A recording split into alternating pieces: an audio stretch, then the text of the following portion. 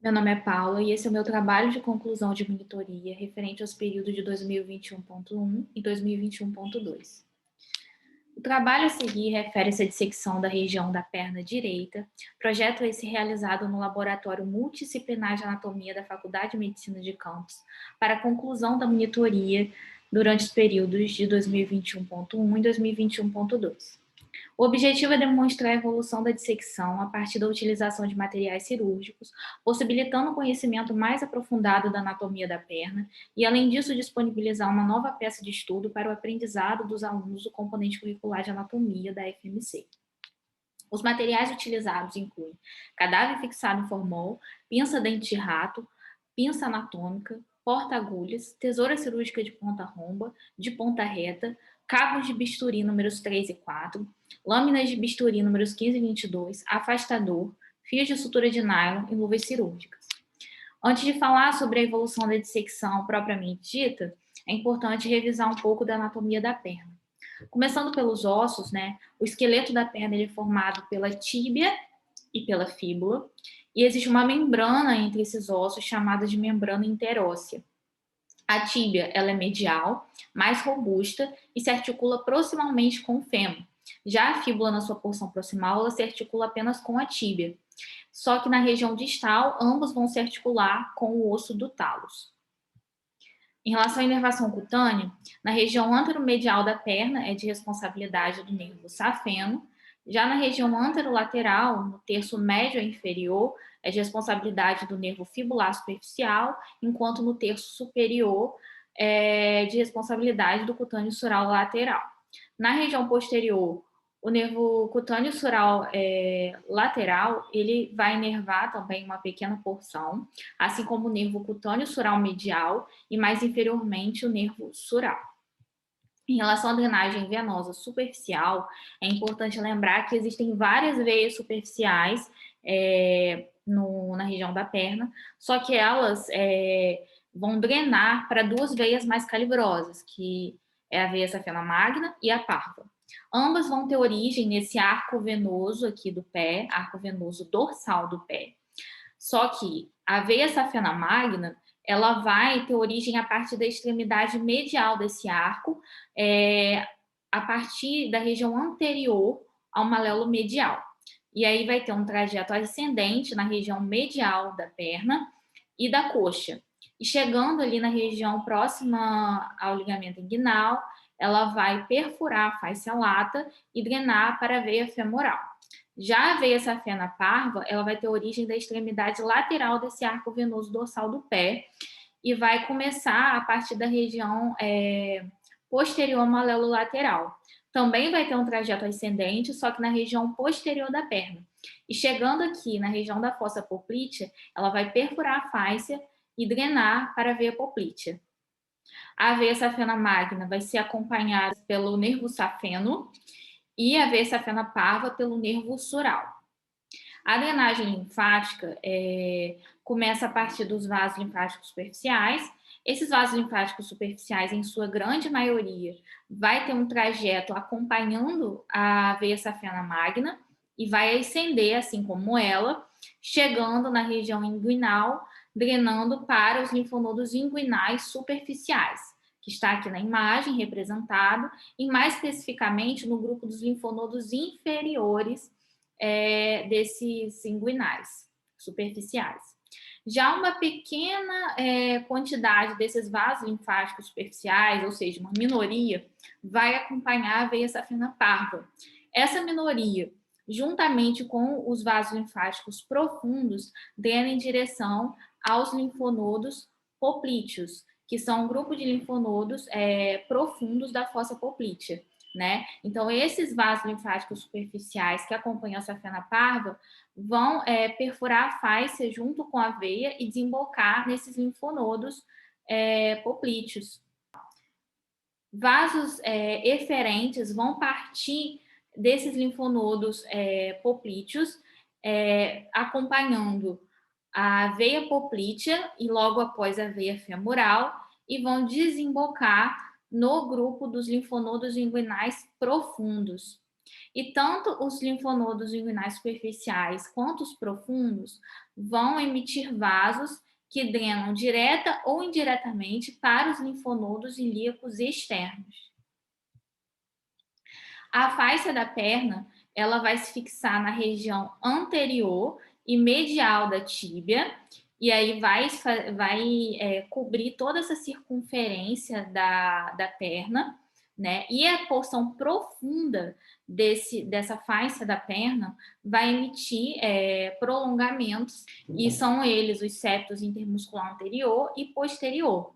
Esses septos, juntamente com a membrana interóssea, dividem a perna em compartimento anterior, lateral e posterior.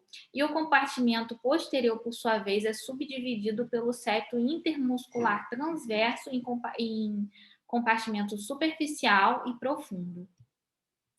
Em relação agora, falando mais específico dessas regiões da perna, começando pela posterior, a gente consegue ver nessa imagem, né, mais superficial, a veia safena parva, né, que drena aqui para a veia poplítea. Aqui a gente vê o músculo gastrocnêmio, que é o músculo superficial da região posterior da perna, cabeça medial e lateral.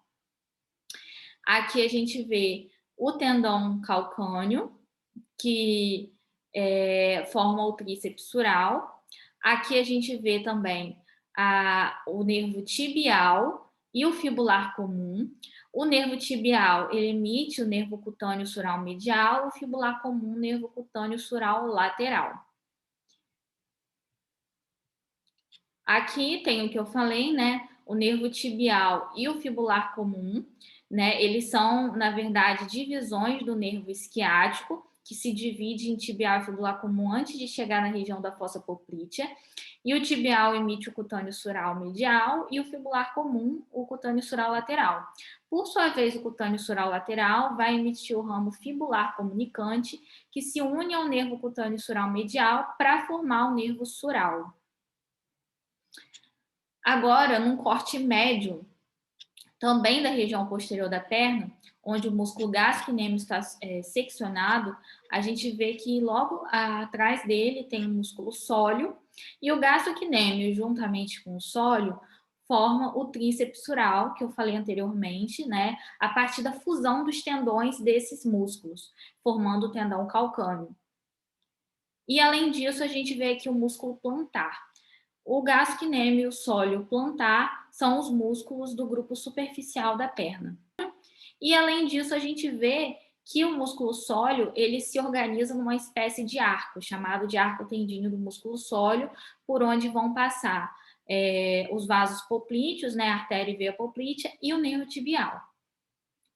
Aqui num corte ainda mais profundo, onde foi seccionado o músculo sóleo, a gente vê todos os músculos profundos da perna, né, da região posterior da perna. Músculo poplíteo, bem aqui. Aqui no meio a gente vê o tibial posterior. Aqui o extensor, o flexor longo dos dedos e o flexor longo do hálus. Então, que formam esses músculos profundos. E logo assim que a artéria poplítea ela passa pelo arco tendíneo, ela vai se dividir nos seus ramos terminais, que são a artéria tibial anterior e tibial posterior. A tibial anterior ela vai passar entre os feixes do músculo tibial posterior em direção à porção anterior da perna, e o tibial posterior continua no trajeto descendente. E durante esse trajeto ele emite o seu principal ramo, que é o ramo da artéria fibular. Além disso, a gente vê aqui o nervo tibial, que vai continuar nesse trajeto descendente, acompanhando a artéria tibial posterior. Na região lateral da perna, a gente destaca o músculo fibular longo e profundamente a ele o fibular curto, né? E além disso, os tendões desses dois músculos estão fixados por um prolongamento de faixa, chamado de retináculo, aqui o superior e aqui o inferior, ambos dos músculos fibulares. O suprimento arterial desses músculos é feito por ramos da artéria fibular. E, além disso, entre esses dois músculos, a gente vê aqui o nervo fibular superficial, que vai fazer a inervação desses músculos. O nervo fibular superficial, ele é um dos ramos terminais do nervo fibular comum. Aqui na região anterior da perna, a gente vê, num corte mais superficial, os músculos anteriores da perna, tibial anterior, extensor longo dos dedos, entre eles o extensor longo do hálux, e além disso a gente vê aqui o tendão do músculo fibular terceiro. O músculo fibular terceiro ele pode estar ausente ou ser rudimentar. E além disso, ele é anatômica e fisiologicamente parte do extensor longo dos dedos. Ele não tem uma ação independente. Além disso, esses músculos também vão ser fixados por retináculos superior e inferior dos músculos extensores. Aqui no corte mais profundo, a gente consegue ver a estrutura vasculo-nervosa dessa região anterior, né? A artéria tibial anterior, passando aqui em direção ao pé. O que acontece é que ela é um ramo terminal da artéria poplítea, né? E ela vai passar pelos feixes do músculo tibial posterior e depois por uma abertura acima da membrana interóssea, e assim ela chega na região anterior da perna, fazendo a vascularização desses músculos, e é acompanhada pelo nervo fibular profundo, que é um dos ramos, assim como o nervo fibular superficial é um ramo do nervo fibular comum, um ramo terminal, que vai para essa região anterior para fazer a inervação desses músculos anteriores da perna. Agora, falando sobre a dissecção, sobre a incisão, eu utilizei como base essa imagem do livro Métodos de Dissecção. Foram feitas 2 incisões no eixo axial, uma logo abaixo do joelho, outra na região do tornozelo, e uma incisão longitudinal unindo essas incisões do eixo axial. E aí, a partir delas, eu comecei a retirar a pele com bisturi. E na região posterior, eu segui o corte no plano axial, na região abaixo do joelho e do tornozelo, ao longo de toda a circunferência, e assim consegui retirar a pele. E aí, logo que foi aberta essa região, retirando um pouco desse tecido subcutâneo, a gente conseguiu observar a fáscia da perna e a veia safena magna na região anterior. Aqui é a mesma imagem, só que é no plano vertical. Aqui numa mesma localização, só que a região está mais dissecada, essa região anterior da perna. Então, a gente continua vendo a veia safena magna, e aqui já pôde ser observado o nervo safeno acompanhando a safena magna, a tíbia e o músculo tibial anterior, assim como uma porção do retináculo dos extensores. Aqui é a mesma região, só que no plano vertical. Aqui, dando mais enfoque aos músculos anteriores da perna, a gente vê o tibial anterior e o extensor longo dos dedos, e o retináculo dos extensores também pode ser visto em ambas as imagens, e afastando um pouco esses músculos, a gente vê que entre eles está o extensor longo do hálux.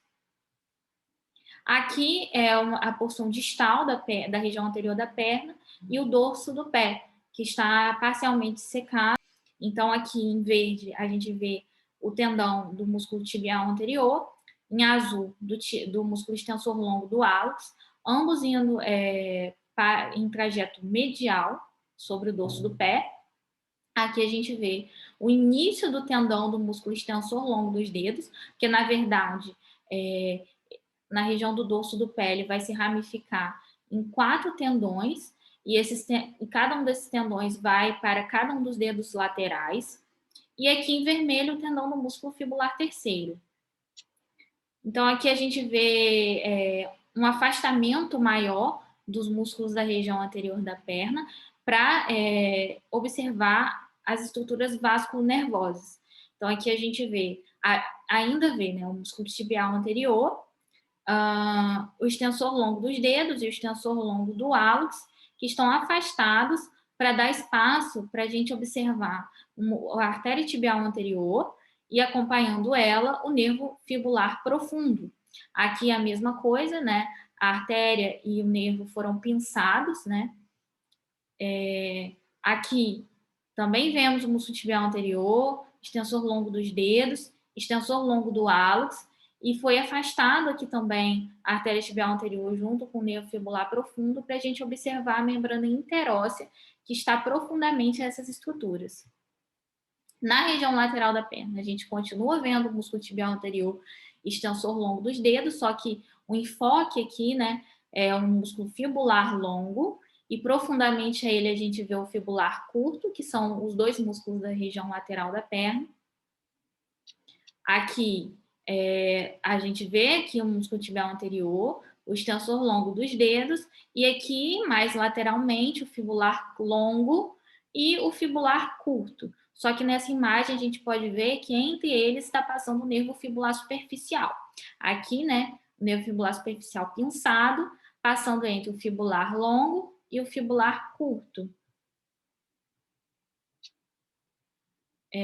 Aqui a gente vê a região posterior da perna, e logo assim que foi retirada a pele, a gente visualiza a fáscia da perna, e também a veia safena parva começa a ganhar espaço, né? Começa a ser vista. E aí, dissecando essa região, foi possível aqui nesse corte superficial, né? Observar o músculo gastrocnêmio, cabeça medial, cabeça lateral, passando aqui acima sobre, né, o músculo gastrocnêmio, a veia safena parva, acompanhando ela uma porção do nervo sural. Aqui na fossa poplítea, a gente vê a artéria e veia poplítea e o nervo tibial. E aqui o nervo cutâneo sural medial, ramo do nervo tibial, passando também sobre o músculo gastrocnêmio. Aqui é a mesma, no mesmo corte, né, no mesmo plano, só que numa porção mais distal, onde a gente ainda vê a cabeça medial e lateral do gastrocnêmio, mas pode ser observado com mais precisão o tendão calcâneo. Aqui foi rebatido o músculo gastrocnêmio e aí a gente observa o músculo sóleo, assim como o músculo plantar e o seu longo tendão passando sobre o músculo sóleo. Aqui o músculo poplíteo, que já é do grupo profundo, pode ser observado. E aqui numa aproximação dessa mesma imagem, a gente vê o arco tendinho do músculo sóleo e passando através dele artéria e veias poplíteas e o nervo tibial. E aí, seccionando, né, o músculo sóleo, a gente vê que separando ele da região profunda tem o septo intermuscular transverso. E aí, retirando, né, do campo de visão o músculo sóleo, a gente vê melhor as estruturas vasculonervosas que passaram através do arco tendíneo do músculo sóleo. Então, aqui, em azul, a gente vê a artéria poplítea, em verde, a artéria tibial anterior, em amarelo, a tibial posterior, e em vermelho, a artéria fibular. Aqui é a mesma imagem, só que um pouco mais aproximado, onde a gente vê melhor essa divisão da artéria poplítea em tibial anterior, e aqui dá para ver exatamente, né, ela perfurando, né, passando pelos feixes musculares do músculo tibial posterior, e a artéria tibial posterior continuando em trajeto descendente, emitindo a artéria fibular. E aqui também o nervo tibial. Bom, aqui é um breve vídeo onde mostra justamente o que eu falei: tibial anterior, tibial posterior e aqui a artéria fibular.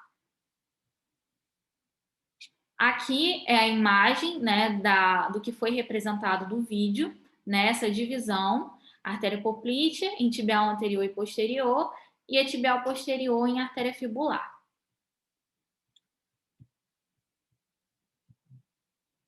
Aqui, o nervo tibial tinha sido tirado do campo de visão para conseguir visualizar melhor as estruturas vasculares, mas esse nervo tibial ele vai estar também acompanhando a artéria tibial posterior nesse trajeto descendente na região posterior da perna. Aqui visualizando, dando enfoque aos músculos da região posterior da perna, os músculos profundos, a gente tem o poplíteo, aqui mais lateral, o músculo flexor longo do hálux, no meio o músculo tibial posterior e mais medialmente o flexor longo dos dedos. Aqui estão minhas referências, foi utilizado como literatura, né, livro-texto, o D'Angelo Fatini, como Atlas, o Netter, e o método de dissecção para essa parte mais prática do trabalho. Meus agradecimentos aos professores, aos técnicos de anatomia, Júlio e Joana, e também à equipe de monitores.